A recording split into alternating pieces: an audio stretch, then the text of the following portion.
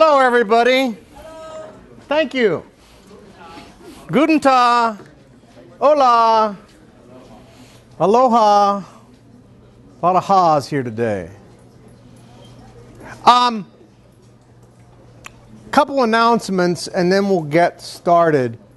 I was looking at the schedule and on the 19th, put that on your calendar, that's your first exam. And it will cover everything up to that point.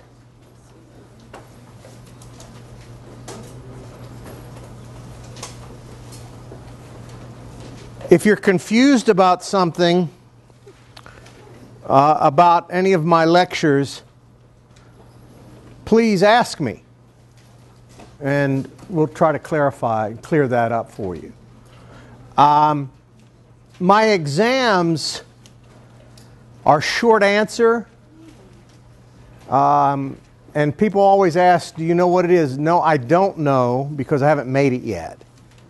But it'll be true, false, fill in the blank, matching. It's short answer stuff. Okay? Choose the best answer out of the bunch, that sort of thing. So it's not like you ask us a question we have to write out like a complete sentence? No. And it's on the Scantron sheet. Remember, and that was the other thing. You're supposed to get a Scantron sheet and show up with the Scantron sheet and a number 2 pencil for the exam. And they do have those in the bookstore now. Does it matter which Scantron we get? I put that in your syllabus. It has the type. It's a red one. So I forget the number off the top of my head, but I can show you if you want to see what it looks like. I have it up here. I'll get it out and show it to you. But be prepared for that. It's coming up. Our attendance so far has been good. I have to turn in an attendance sheet today. And if you've been coming regularly and filling that thing out, you're good to go. But I've been real pleased with the class's size. Attendance has been good. And as I said, day one, come to class, you'll do good on the exams. I think I'm giving you hints as to what I'm going to ask. If you haven't picked up on my hints, watch me close. I'm trying to let you know what I think is important. So, any questions before we start today's lecture? We're good? All right. Today, we are going to talk about 2 different forms of serious drama. We've talked about tragedy. Today I'm going to talk about melodrama, and I'm also going to talk about heroic drama, which are two other major forms of serious theater, serious plays, not comedy, but serious. Glad you can make it so. So, let's begin.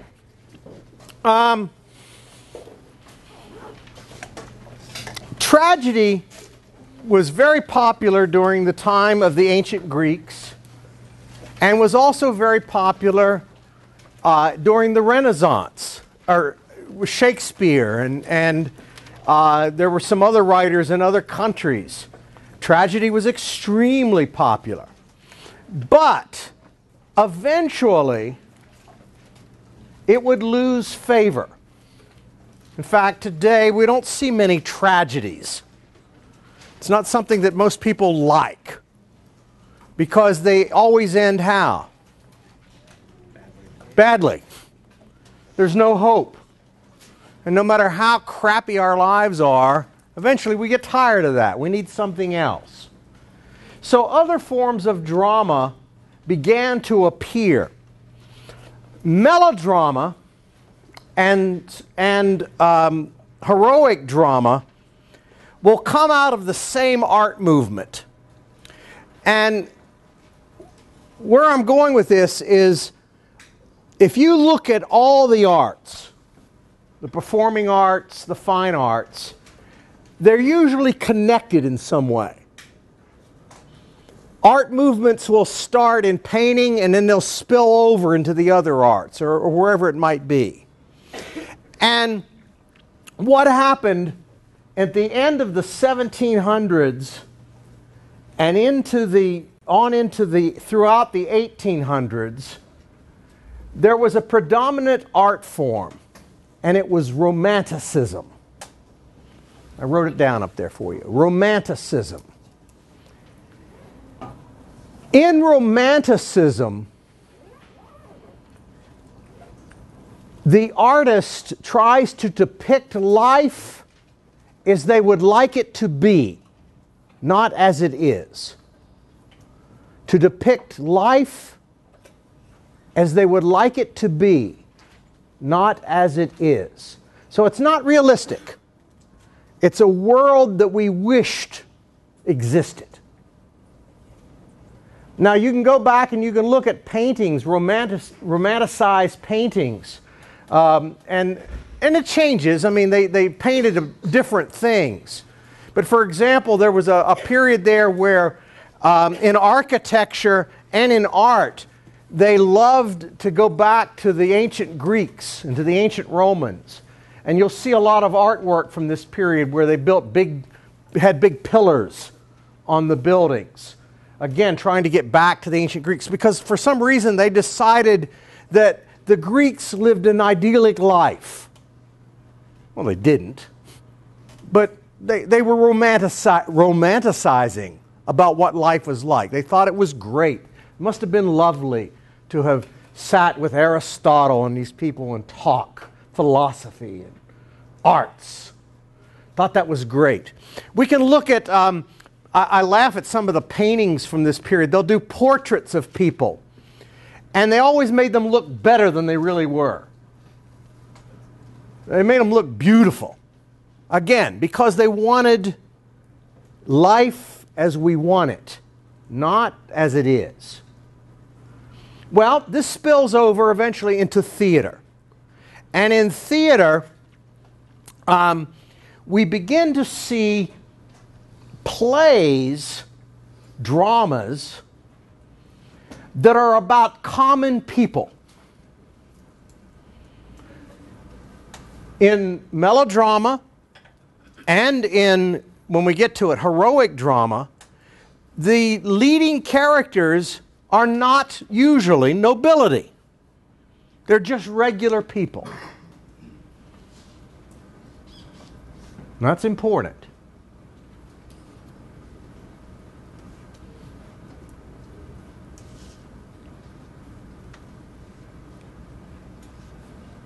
I love melodrama. I think it makes me laugh. I think it's funny.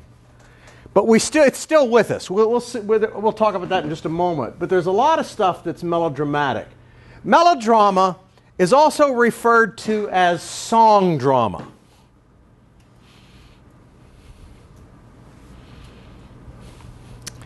And it's called song drama because they wrote music to accompany the scenes.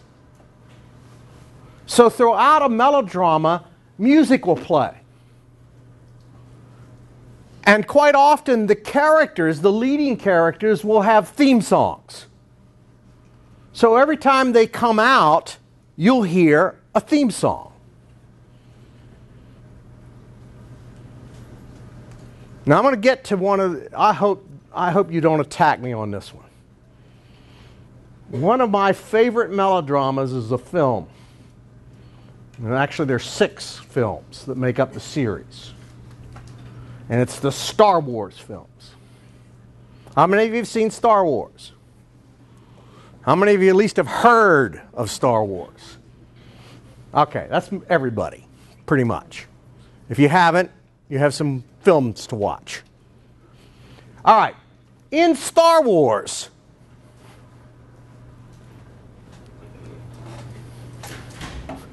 now I want to, when I talk about Star Wars, let's talk about the last 3 Star Wars which were made first.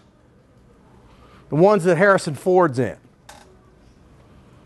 Because they're the better ones and it's easier to talk about them. The ones that deal the main character is who? Luke Skywalker. So we're going to talk about Luke Skywalker instead of Anakin. Luke Skywalker. Every time Luke comes out, they play a theme for him. What do they play? Come on, there's got to be some geeks in here. Oh, come on. Give me a little of it. I'm probably wrong. No, you're not wrong. Go ahead. Please. The one that goes Dun dun dun dun dun dun dun dun dun dun dun dun dun dun. Come on, man. I ain't turned to it. My singing ain't that bad. I ain't turned to it. We'll win him over. Every time Luke comes out, you'll hear some version of that. Even in the sad scenes, it'll be dun dun dun dun dun dun dun. They'll play that theme. It plays over and over and over and over again. Every time he comes out. Now, when the villain comes out, who's the villain? Darth Vader. Sounds like he has asthma. But they play something. What do they play? Huh? I heard it over here. You guys are just scared of me. What do they play? The Imperial March. The Imperial March. How does it go? Oh, you're wimping out on me. How does Imperial March go? Yeah, a little bit louder. Dun dun dun dun dun dun. Do do do do do do do do do. You know he's coming. Before he comes out, you'll hear bum bum bum. They play it deeper. Bum bum bum bum. I am your father, Luke. I mean, he comes out. We know it. Song drama. They have fight themes. When they fight, don't they play music when they fight?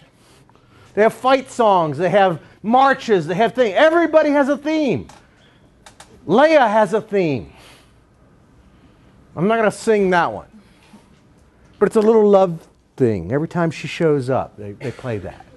Okay? That's one of the things about melodrama. Song drama. Everything has a theme. Another thing about melodrama is there is always a good guy and a bad guy. The good guy is always good. The bad guy is always evil. And the bad guy likes being evil. They know they're evil and they enjoy it.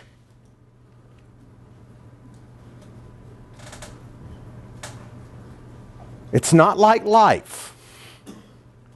Remember, this in this art form, we want to see, it's how we wish life was. We wish people would show up and we would know when we met them. Oh, you're evil. Sorry, we're not dating. Oh, you're good. No, I'm going with the evil one. You see what I'm saying? That's not life. But it is in melodrama.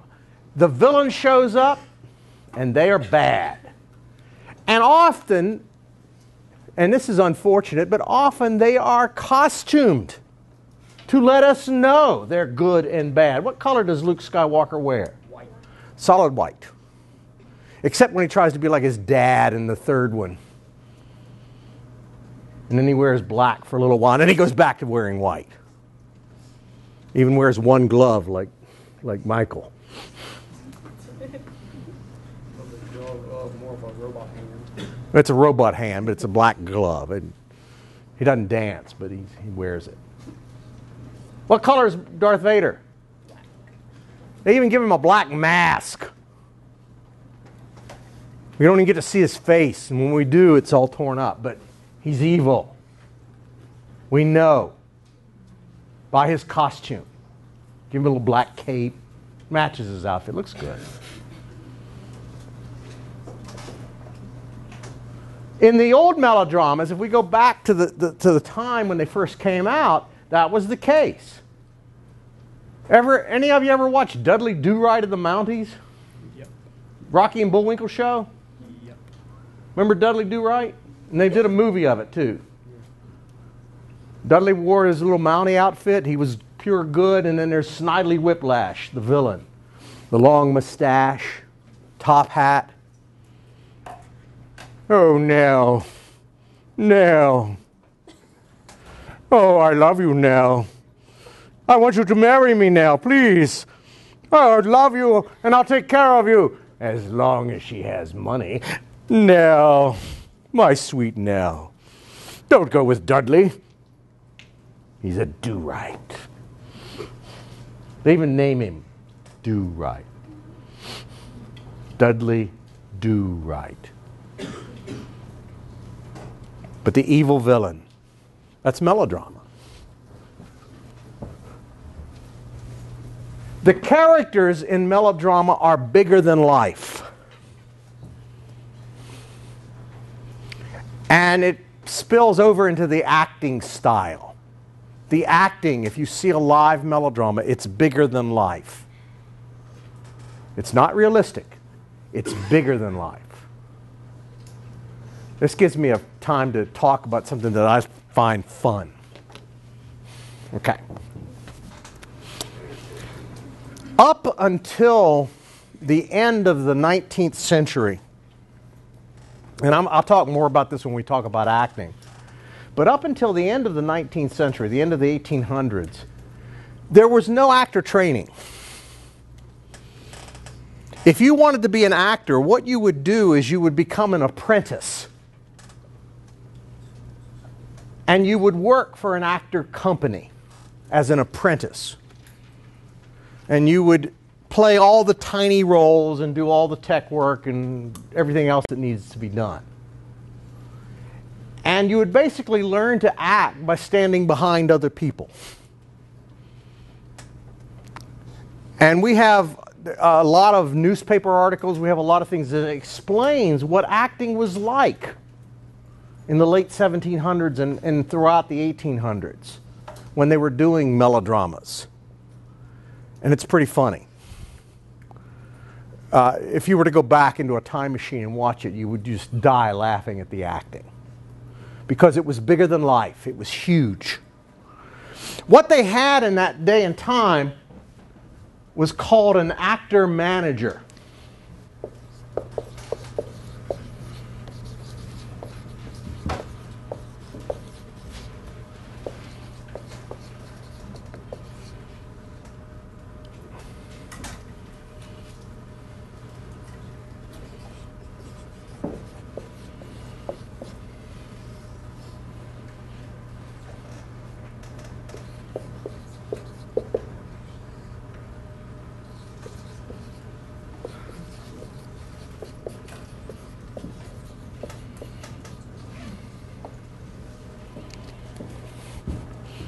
Actor managers were the stars of theater companies.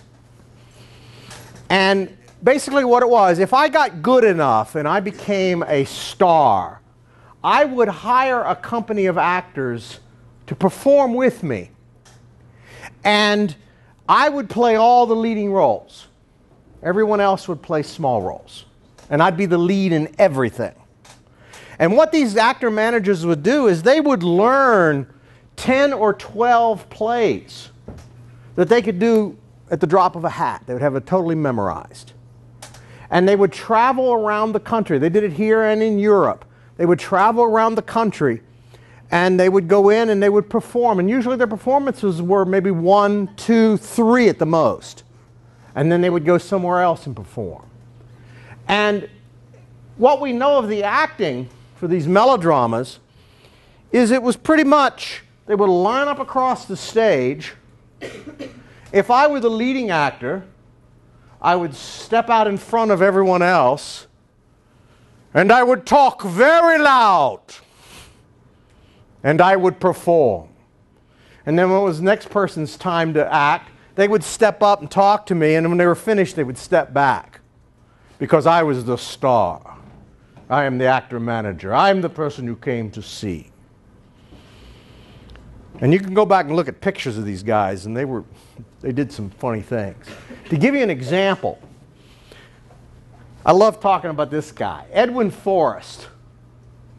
Edwin Forrest was an American actor in the 1830s and 1840s. On up into the 1850s. Edwin Forrest was built like an NFL linebacker. He was a big muscular guy. He had a great big chest. He had huge legs, huge muscular legs. And his body basically, if you see pictures of him, it just went straight down like a tree trunk. And Forrest would walk out on stage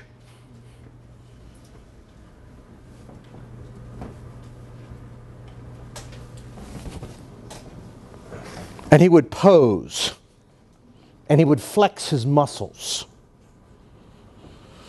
and he would deliver lines, to be or not to be, that is the question. And they actually called it the muscle school of acting because he would flex. He would find ways to show off his muscles while he acted. And he especially had these big legs. And this may be X-rated on the camera here. Don't faint. Please don't faint when you see this. My calves are a lot like Edwin Forrest's. They just pop it. He would wear real tight pants, and a lot of times he would have his calves exposed. Or he'd have his pants cut so you could see through his pants and see his calves. And he would flex his calf muscle as he stood. And there are newspaper articles saying that when he would come out and he would flex, women in the audience would faint.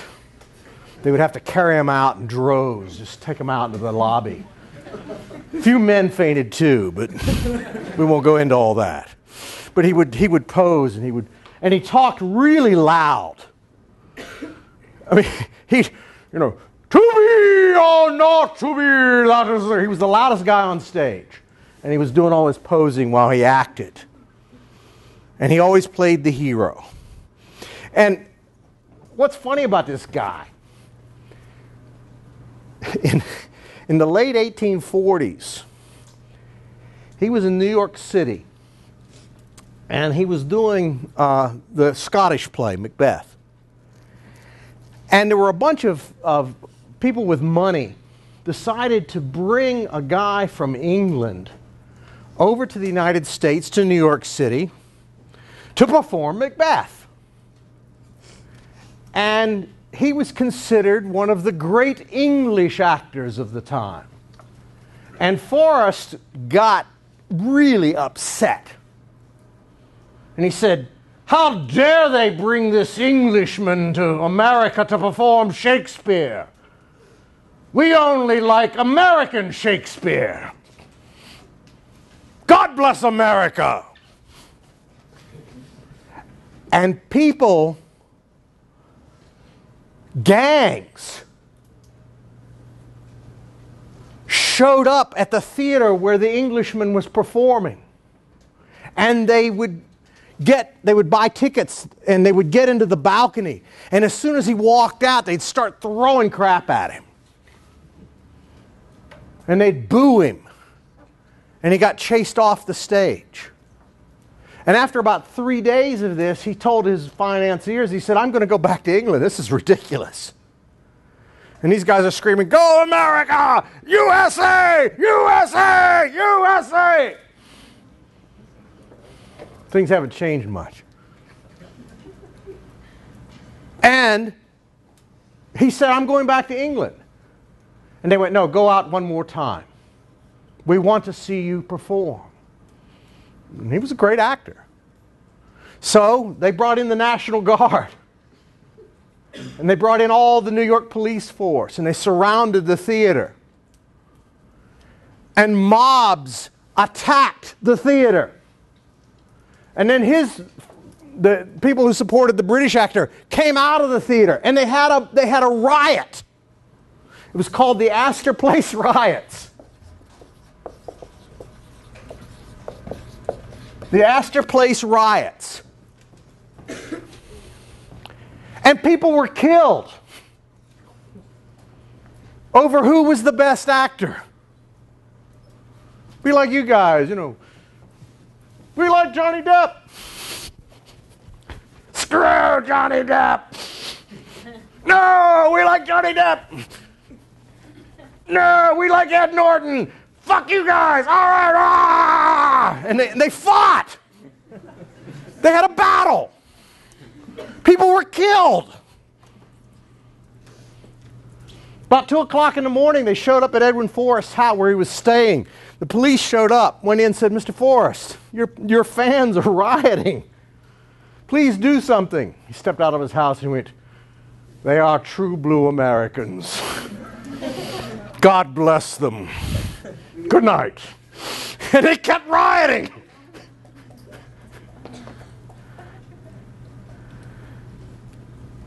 How many of you guys would go out and riot over actors? They did. This was real important. These guys were stars. I mean, they were huge. Edwin Forrest, Muscle School of Acting. He was one of the great actors of his day, or considered that. Later on in the semester, when I talk about acting, I'll show you a picture of it. He's a great big guy. There were others, though. I'm just trying to give you an idea of what acting was like. Junius Brutus Booth is another one. He was from the same time period, a little before Edwin Forrest. Junius Brutus Booth. Booth. Have you heard that name before? Yep. It was his daddy. John Wilkes Booth's father.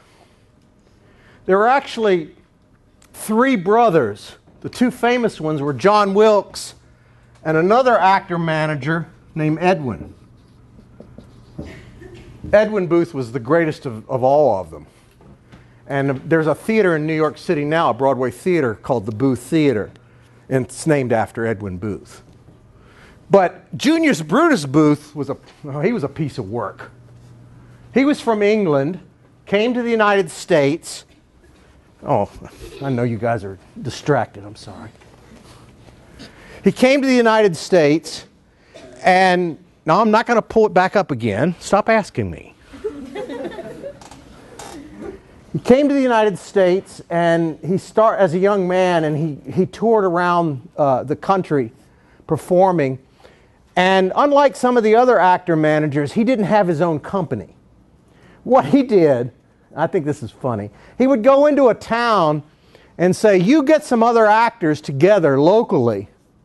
We'll have a rehearsal, one rehearsal, and we'll put on the play. I'll star in it. And there's a great story. I have a diary of an actor from the time period who worked with Junius Brutus Booth. And he said, okay, they were going to do Julius Caesar, Shakespeare's play Julius Caesar. And they were all excited. They got some local actors that were going to get to act with Junius Brutus Booth. Everybody was very excited to act with this great star. And the morning before the performance that night, they had a rehearsal. None of them had ever worked with Junius Brutus Booth. They all showed up, except Junius Brutus Booth. He didn't show up for the rehearsal. So the rest of the actors divided up the parts. You'll be Julius Caesar. Junius Brutus Booth will be Brutus. And they divided up the roles and went home. That night, a half hour before the show, they were all in the dressing rooms. The house was sold out. No Junius Brutus Booth. 20 minutes before showtime. No Junius Brutus Booth. 15 minutes before showtime. No Booth. They're wondering what's going to happen because audiences weren't very nice. I mean, we had a riot over this other thing. They were afraid that if they went out and announced that Junius Brutus Booth was not going to perform, that the people were going to storm the stage and beat up the actors. They were getting scared. 5 minutes before showtime, Junius Brutus Booth walks in the back door of the theater. And he'd had a few. He'd had more than a few. And he walked in. Hi. I'm Junius Brutus Booth. Nice to meet you. Are you going to act with me? Pleasure. Pleasure. Hi. You playing? You're playing? Okay, great. Let's go do theater. And they went out on stage. And this is described. Booth came out and he went. And he posed. And all of a sudden he just went.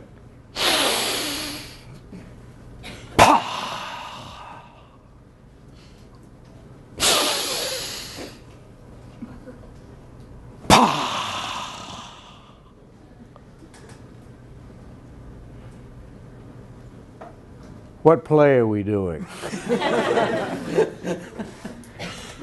And they told him. And he goes, and who am I?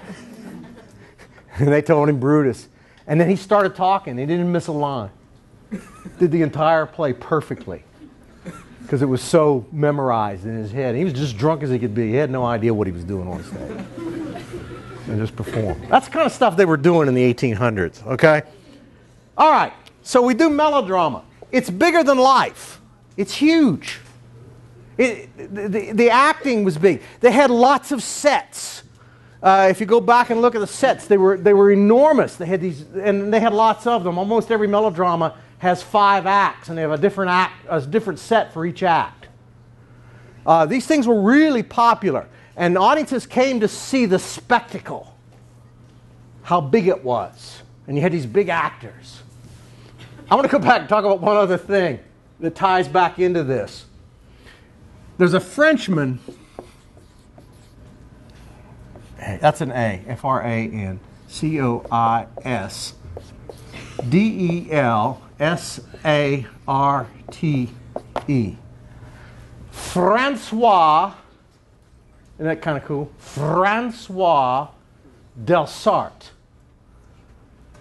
Wink, wink, nudge, nudge. Francois de Sartre. I know it looks like Francois, but it's Francois. Francois de Sartre. De Sartre was a speech teacher. In that day and time, they called it an elocutionist. It's just a fancy word for speech teacher. And he was French. He lived in France.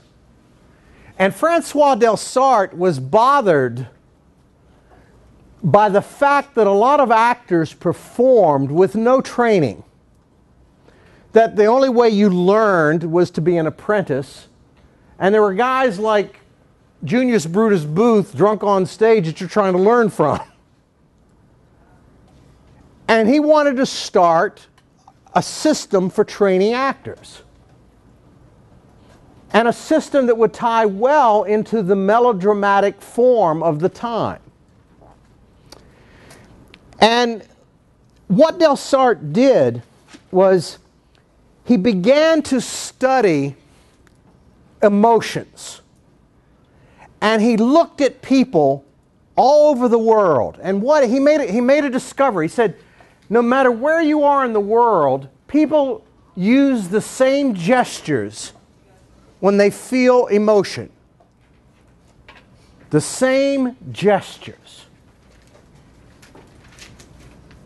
And no matter what language you're speaking in, the gestures are always the same, or close to being the same.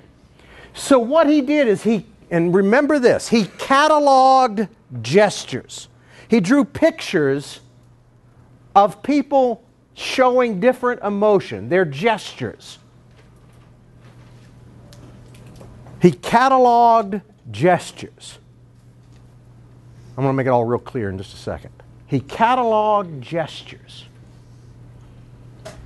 And his thought was, no matter what language you're speaking in, if all actors use the same gestures for the same emotions, audiences will understand what's being said. They might not understand all the words, but from the physicality of it, they will understand. Okay? I'm going to give you a real quick lesson in Sartrean acting.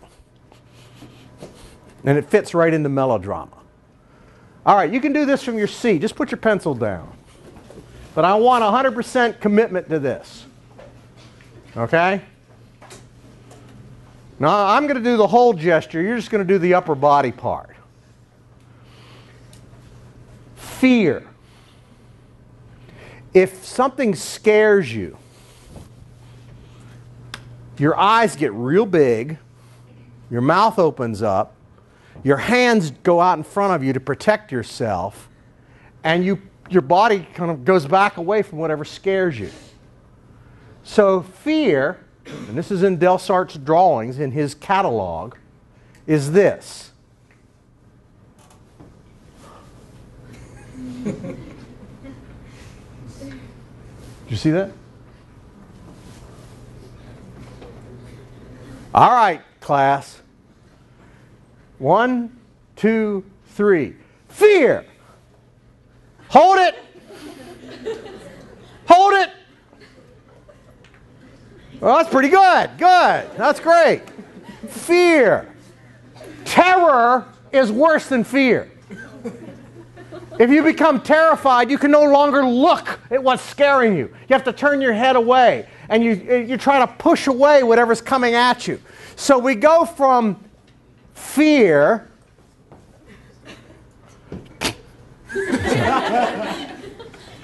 that was wrong. I lost character, sorry. Don't you put this on YouTube.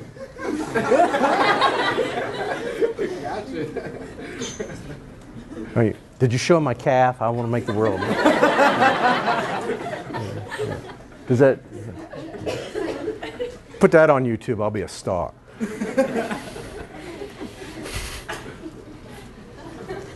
Fear! Terror! Ah!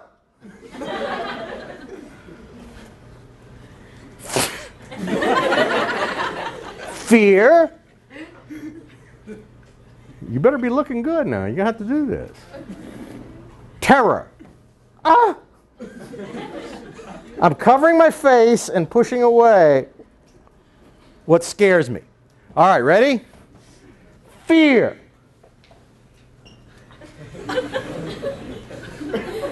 Give it to me now. Come on, hold it. Terror. Yeah, that's it.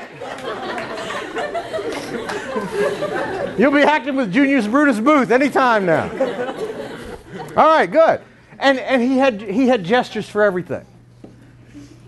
It's funny. You can look at the pictures. You can get this. Some of the stuff's online. You can look at the pictures of all his, and there are hundreds of them. Hundreds of emotions that he cataloged the gestures for. One of my other, we can do this one too. I know that last one scared you, so this will help make you feel better. Adoration. When you adore somebody from afar and you adore them, adoration. So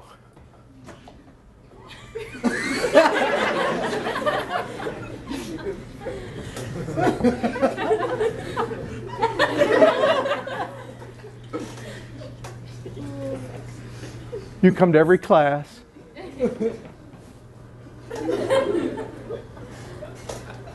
To the camera. All right, show me some love. Adoration. 1, 2, 3. Oh, God. Thank you. Thank you. Thank you. Oh, I love it. Here's a funny one. Not that the others weren't, but he said, if something disgusts you so bad, you just want to hawk it up. It's so disgusting. You just want to. He called it phlegm. That's the gesture. You'll like this one. Don't you put this on YouTube. You will. This is phlegm. You ready?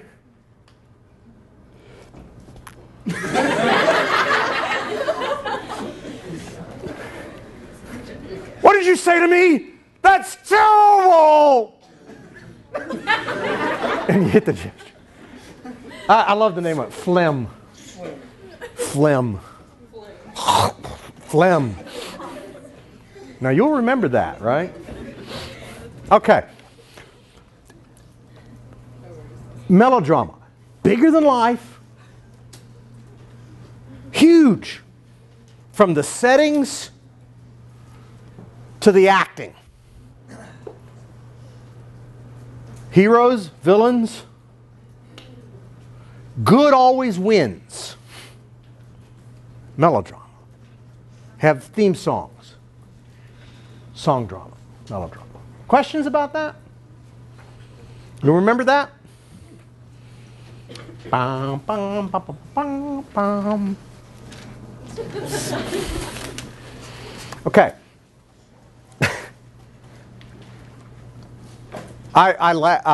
It's funny, again, I didn't say this, when they're talking about the sets from Melodrama, they did some wild things in some of the plays. And I remember in one play that I read about, a character was trying to escape across a frozen river. And they actually built big, huge hunks of ice on stage that the person jumped from. And they flooded the stage. So there was water rushing across the stage, and they were jumping on the ice floe. Fall in. It was huge. I mean, it was really big. And the idea was to make the audience, you know, really got into the melodrama, and still do. People, a lot of films are melodramas. You don't know that, but they are. And the way you know is if you know from the get-go who the good guy is and who the bad guy is, and the good guy wins in the end, it's a melodrama. Star Wars is just one, but a lot of science fiction type stories and cowboy stories. Well, I'm going to get into cowboy stories here in just a minute. Okay? All right. The other serious drama that I want you to know is heroic drama.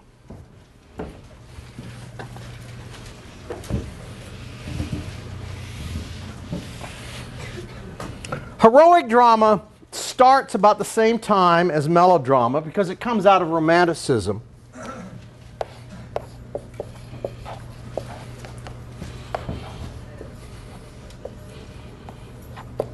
I like heroic drama better than I do melodrama. In heroic drama, the character, the leading character, is a common person, usually.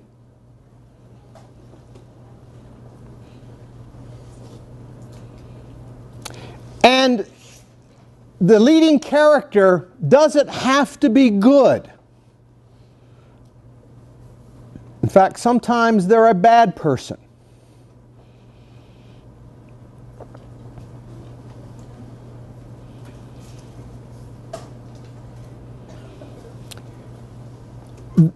In the end, this person will make a choice not for their own good, but for the good of the society. And then they will be good. They will go out good in the end. So they choose to do something not for their own benefit, but for the benefit of others, for the benefit of society.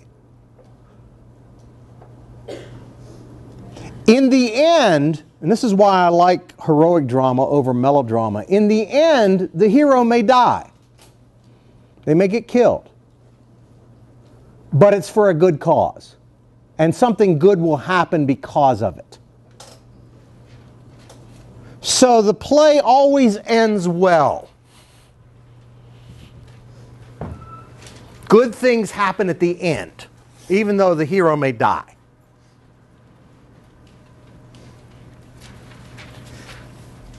A lot of westerns, a lot of cowboy movies are heroic dramas. A lot of your action movies are heroic dramas.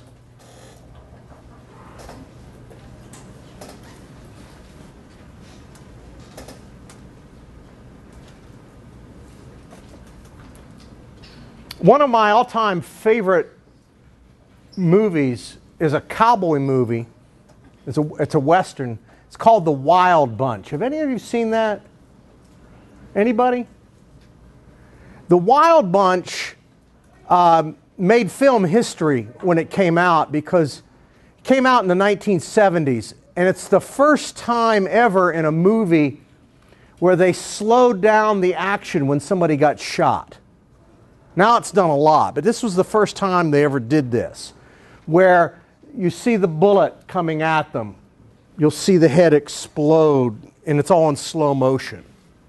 Horses fall over in slow motion. People, it's very violent. And basically what the story is, it's about a group of outlaws at the beginning of the 20th century who are still out west trying to be outlaws on horses. And they've basically outlived their time because now there are cars and machine guns and a lot of other things. And they're not nice guys. They're rough. It's a rough gang of desperate men. And they do some pretty nasty things. The movie begins with them robbing a bank, and they get tricked by the railroad. They're trying to rob railroad money, and instead of money, they get washers, bags and bags of washers. But a whole bunch of people get killed over trying to rob these washers, including a lot of innocent town people. And they ride out of town, and they go, boy, you know, our time has come. They're starting to see our time's coming to an end. We're not going to be able to do this much longer. And the leader of the group says, I've got one last job I know we can do. And there's a guy in Mexico who wants to buy arms. And he wants the most modern arms possible. And there's a train coming through. If we rob the train, it's a military train, we can steal the military's weapons, go down to Mexico and sell them to this guy. And they do. They rob the train. And they get all these weapons, including things like hand grenades, which they'd never seen before, and a big machine gun. And they're like, wow, this is a cool weapon. We've never seen anything like this before. And they learn how to shoot it. There's a scene where they practice. And they end up hooking it up on a wagon in case they get double-crossed. They get this machine gun that they're going to take a lot of people out with.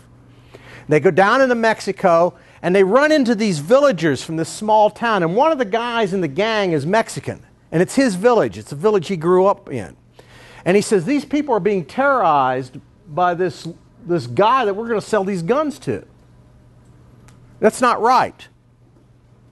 We need to give them some of these guns. We got lots. Let's give them some so they can fight back. And the leader of the gang goes, at first he doesn't want to do it. He says, that's bad business. But he decides, he likes the people, and he said, give them one case of guns and let's go. So they give these people one case of these modern rifles. Off they go. We meet this guy. He's got a fortress that he lives in. He's got hundreds of men, soldiers with him. And they present him all these weapons, and they give him the machine gun, and he's thrilled. But he turns and he looks and he sees this one kid that's in the gang. And he says, he gave his people, my spies have told me, he gave his people rifles. You give him to me. And he takes the guy, they tie him to the back of a car, and they start dragging him around. And the guys that pulled the robbery go, wow, I don't like this. And the leader of the gang says, there's nothing we can do about it, it's business. We just got paid a lot of money. Let's go celebrate. And they go to this bar and they're drinking. And finally one of them goes, can't do it. Starts putting on his weapons. And they're loaded up too. Without talking, there's only 4 of them left in the gang. Each one of them starts putting on all their weapons. They walk out into the street. It's a great scene in a movie, them walking down the street. They're carrying these old-time Winchester rifles, got lots of pistols and stuff on them. There's a big party going on. They're celebrating getting the weapons. They walk up to this leader of this army, and they say, we want our friend back. And he goes, You don't want him. And he starts laughing. He takes out a gun. The guy's still alive and he shoots it. All 4 guys, guns come out. They kill the guy. They start shooting his officers. And then hundreds of soldiers start to attack them. They get the machine gun. One by one, they fire the machine gun. They're killing guys, but they keep it. They're just outnumbered.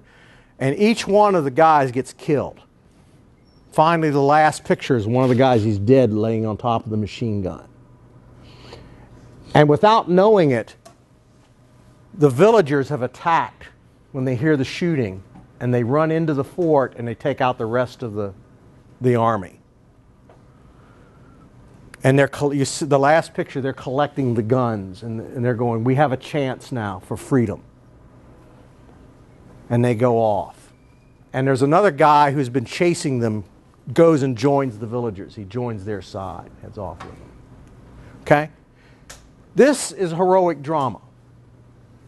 They're bad guys, but they make a choice to help these people knowing there's a good chance they will not live. That's heroic drama. It's bigger than life, but it's closer to life than melodrama was. Does that make sense? Do you understand what I'm talking about there? You'll see this in a lot of movies. Almost all action films. Characters go up against terrific odds, and there's a good chance they will not survive. But they do it because it's the right thing to do. That's heroic drama. There have been a lot of heroic dramas written over the years. The one that we're going to focus on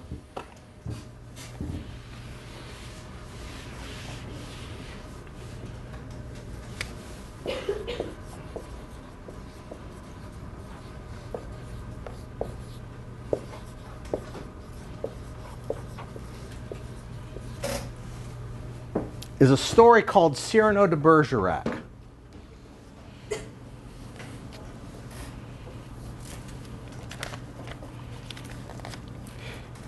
Cyrano de Bergerac is written by a Frenchman named Rostand.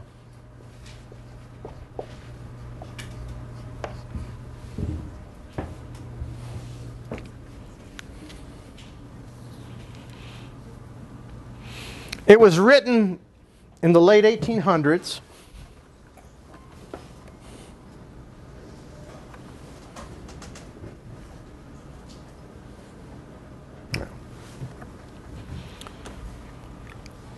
And it's set, the time period of the movie, it's set during the time of the Musketeers, the Three Musketeers. The late 1600s, and it takes place in France. And Cyrano, I'm going to explain a few things before you watch the movie because I want to set it up for you. Cyrano has a problem, and it's a physical problem. Do any of you know the story at all? What's his problem? He has a huge nose. And he's very self-conscious about it. He thinks he's ugly. He thinks he's not worthy of love, that no one will ever love him. In fact, he says during the course of the movie, not even my mother loved me. And because of this deformity, this nose that he has, he does several things. One, he becomes one of the smartest men in France. He's extremely intelligent, well-read. He writes plays, he writes poetry. He's also the greatest fighter in France, sword fighter. And he has a terrible temper. And if he catches anyone looking at the nose or saying something he thinks has to do with the nose, he kills them.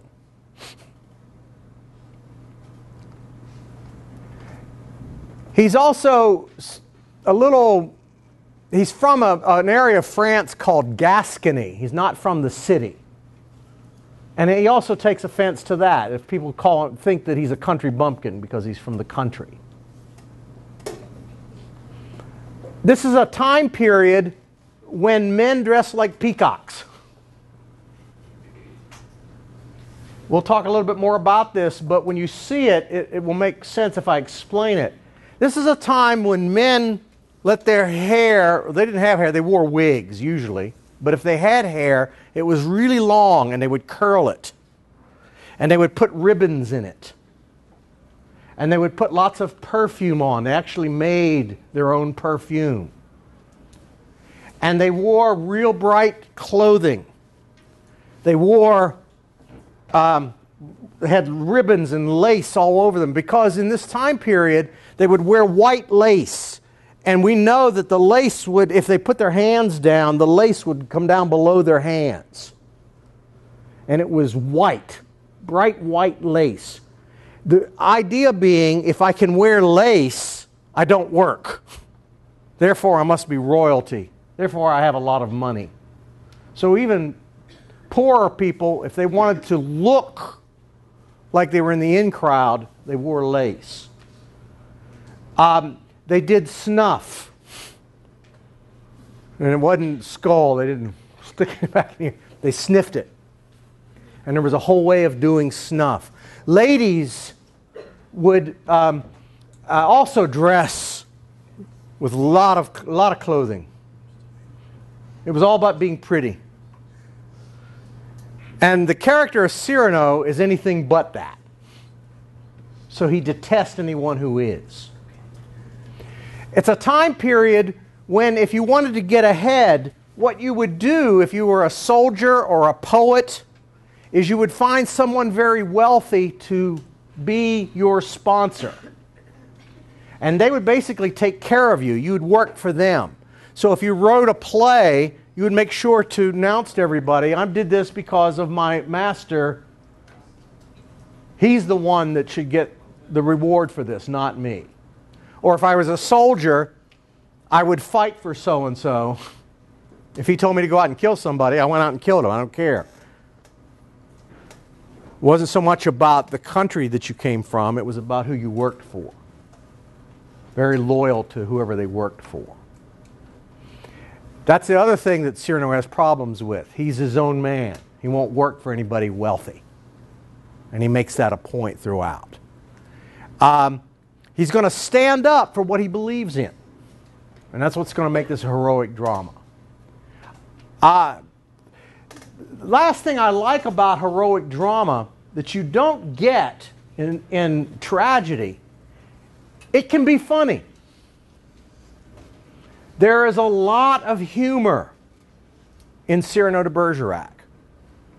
And I hope you will find the humor and laugh with me, because I will be laughing at parts of it. Cyrano says some nasty things to some of the people in this movie. And then he kills them or fights them. Because he's very witty, very smart, and he says real smart, sarcastic things to people. Okay? We'll see this movie next time, so be ready for that. And like the last time, I'm going to give you some things to look for, which will be on the test. Okay? So we'll see you then.